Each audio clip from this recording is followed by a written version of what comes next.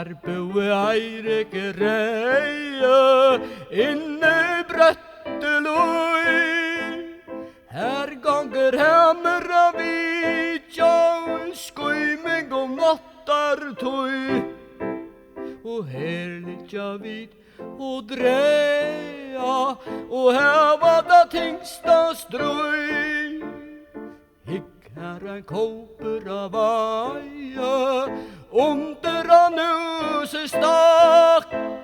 Blamande ut fra landet kjemer ei smølkajak.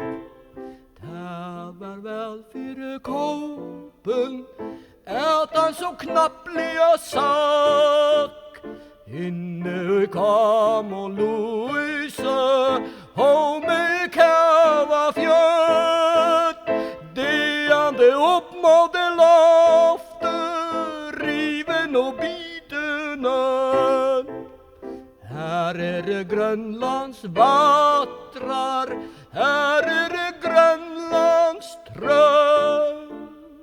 Her flote førøy forråd, her bardes barder menn.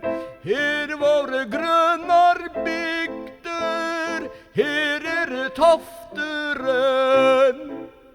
Hikk vosse gjøkelen skuiler, glerpøyber stjitja som tenn.